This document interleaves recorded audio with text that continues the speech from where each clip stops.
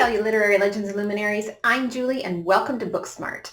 Today's book hopefully brings back memories for you, either long ago or recent. It's Surely You Can't Be Serious, The True Story of Airplane by David Zucker, Jim Abrahams, and Jerry Zucker. Who doesn't love Airplane? The title alone made me giggle while I was standing at the new nonfiction releases at Barnes & Noble, only to find out that this book came out last fall. I was only 3 when Airplane came out. I'm assuming the first time I saw it was on HBO, probably not until I was 5 or so. When I was 4, we lived in Salt Lake City for a year and they did not offer HBO, so it must have been after we moved. It was one of the movies we watched all the time once we got a VCR because then we could watch it whenever we wanted to after we taped it. Other than giggling throughout the entire movie, I have 3 distinct memories of watching Airplane. The first was seeing my name, Julie, on the screen at the beginning. I love that. Even though the name Julie was much more popular when I was born than it is now, I rarely ran into many other Julies. And Julie Haggerty was so nice and pretty. She had hair like a Barbie that I envied. The second thing I remember is Lisa, which ironically was my mom's name, but that's not why I remember it so well. I'd love to. I was convinced that Lisa was Sylvia from Little House on the Prairie. The voice, the freckles, even the face. Yes, I do want one. Back in 1982-ish or 3-ish, when I first saw Airplane, I had no idea the exact date of the movie. It filmed in 1979 and was released in 1980, but I didn't know that at the time. Lisa looked like Sylvia would have looked younger. If you've watched my Booksmart episodes, you know how obsessed I was with Little House on the Prairie, and it was easy to be obsessed because the reruns were played constantly. First on... And I hate short people. And you're short. And I hate short people. Do we need any shortening? And you're short. Why don't you make a short cake? And you're short. How about some short ribs? And you're short. And you really ought to write a book. Shortcuts to cooking. And you're short. And I hate short people. That only took you a short time. And I hate short people. And you're short. And you're short. There, Quasimodo. I'm all done. I wouldn't be able to solve the mystery until Little House on the Prairie moved to TBS, only to find out that Lisa was not, in fact, Sylvia. And the third distinct memory of Airplane was Staying Alive. MTV had happily warped my brain by then.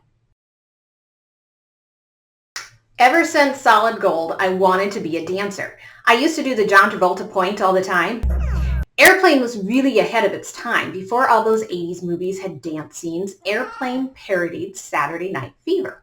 If Airplane was remade today, would there even be an iconic dance scene from a recent movie?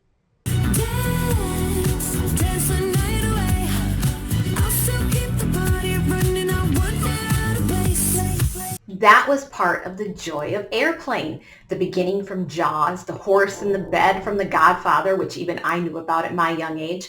I thought the scene on the beach was a parody of Grease. I was wrong. Does it matter? So I had to buy Surely You Can't Be Serious. But the book was not nearly as funny as it could have been, yet it was surprisingly inspirational. I love the introduction. Mrs. Zubatsky was the Zuckers' next-door neighbor. The Zuckers' roof was on fire. Let me read you a part of the story. Mrs. Zubatsky was our next-door neighbor, and at the time she was standing on her upstairs porch taking in the laundry. She watched anxiously as the firemen struggled with their ladders. Suddenly, she leaned over the balcony and shouted down to the professional firefighters, "Forget the ladders! Just point the hose at the fire." The firemen, to their credit, responded immediately. They dropped their ladders, pointed the hose at the fire, and extinguished the blaze in about 40 seconds. There are 2 morals in this story. 1, never assume that just because it's someone's job they know how to do it. And 2, don't let yourself be intimidated by professionals and their uniforms.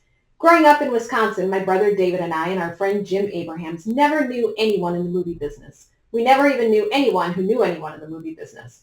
That world had previously held a mystique that made it seem unattainable to us. But, like Mrs. Zubatsky, when we found ourselves sitting on our porch watching someone else do it, we all turned to each other and said, "Hey, we can do this." And like Mrs. Zubatsky, we seized the moment.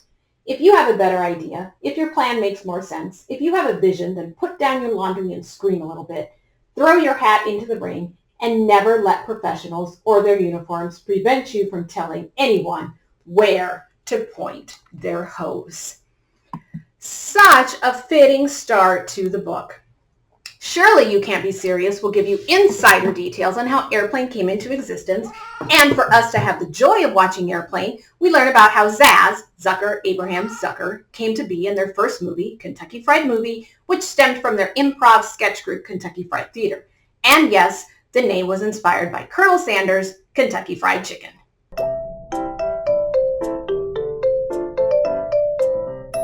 Their perseverance and luck, even they admit that they had some luck along the way, was very inspiring that three Midwesterners are the ones who created such an iconic movie, that anyone can do what they did if you play your cards right.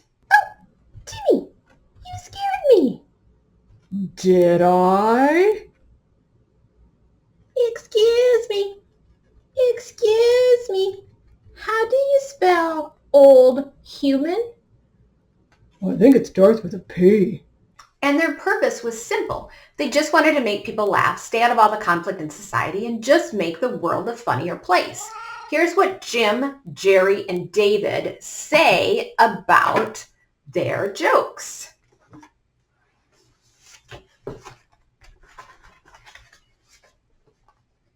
Jim says, this was the early 70s. Vietnam was still going on, and you had all these political elements, Nixon, Watergate, feminism, Black Power, and we just steadfastly ignored all politics. And I think that's part of why people liked it. We were refreshing, and we found other things to make fun of.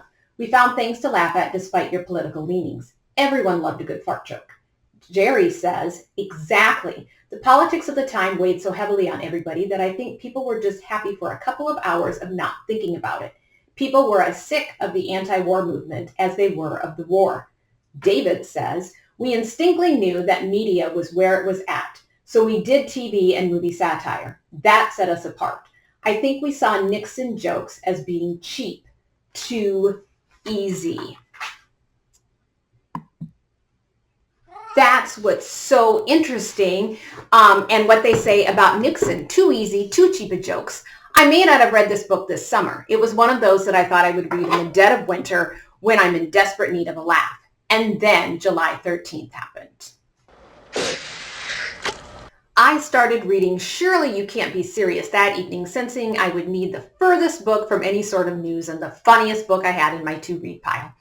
My complaint with the part of the book of the story that happens before Airplane is that it's all over the place and it is not all that coherent.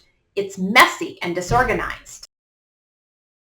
The chapters jump back and forth from Airplane to the time before Airplane. And then much later in the story, a chapter entitled Michael Eisner, who ran Paramount as Zaz is trying to get a movie deal, just switches to what their parents thought was no organization whatsoever. Were they trying to be funny or just couldn't organize the information? Even they admitted that the spear and the watermelon in the background during Airplane rarely got laughs because it was just random.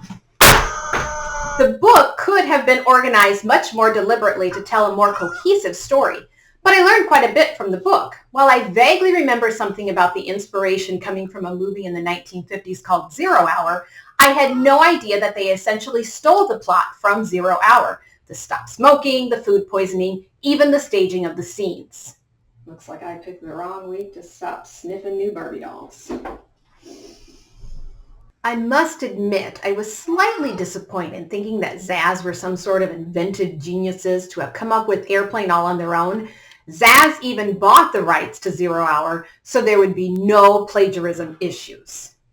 Laura Ingalls couldn't have eaten a peanut butter sandwich. Peanut butter wasn't introduced until the early 1900s.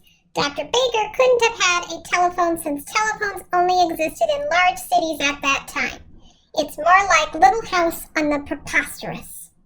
Granted, not many young people from the 50s remember 0 Hour, yet so many of youngsters in the 80s know of Airplane.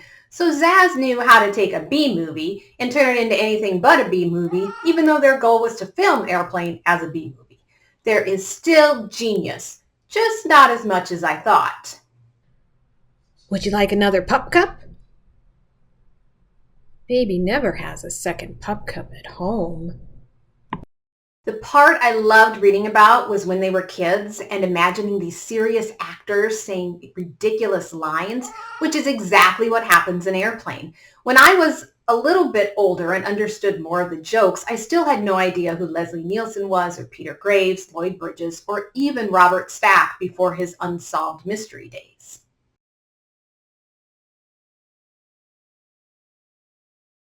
While the bulk of the book is Zucker, Abrahams, and Zucker talking about the movie, they've included many of the other Airplane stars as well as other comedians and actors who remember fondly the impact Airplane had on them. Zaz had nothing to do with Airplane 2. They wanted to take Elaine and Stryker and parody The Godfather. That would have spun completely out of control. Whee! Zaz is happy they didn't, thinking that Airplane may not be what it is today if they had done a Godfather-like sequel. The book had great potential. It includes pictures and quotes, newspaper articles about Kentucky Fried Theater, and even some pop-up video-inspired pages, like this one of Lloyd Bridges, like that. I particularly enjoyed the Zaz 15 rules about comedy. And it looks like this, and I am going to read you number 12. Unrelated background. A joke happening in the background, though unacknowledged, still needs to be related in some way to the action in the foreground. This rule was put into effect after the release of Airplane when we were desperately trying to figure out why no one laughed at the spear striking the wall behind Robert Stack and a watermelon crashing on the table behind Lloyd Bridges. It made us laugh so hard when we wrote it, filmed it, saw it in the dailies, as well as in the finished film. Unfortunately, we were the only ones. It was craziness without an actual joke. We left it in, and probably in some way it adds to the irreverent tone of the film, but it never gets a laugh. But the book could have done so much more. All these extras don't add anything much to it, as everything is written into the text already and it gets repetitive. The book itself should have been just as much of a fun reading experience as watching the movie, maybe with a pop-up auto or pocket of keepsakes, like the picture of McCroskey on the wall, which I think is just as iconic as the Kramer, the boy eating his foot, a JCPenney ad, the famous Jewish Sports Legions leaflet. Condor, please clear the runway. Maybe a flip-out page with other quips about buildings or scratch-and-sniff glue stickers. Where was all the creativity? But was it worth the read? Of course it was, especially in our times right now where news is, well, it's just not all that fun. If you don't want to read the book, at least watch the movie again. And if you've never seen the movie... Surely you can't be serious. I am serious. And don't call me Shirley. It makes you wonder if Airplane could be remade today.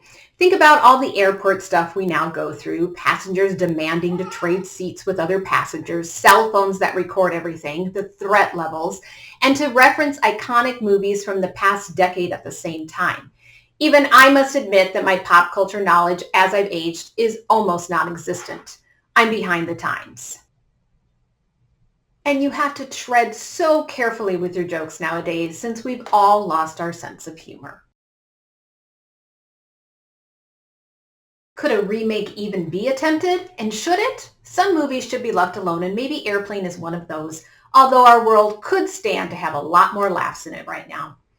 Thanks for watching. As always, my goal at Booksmart is to get a little bit smarter, one book at a time.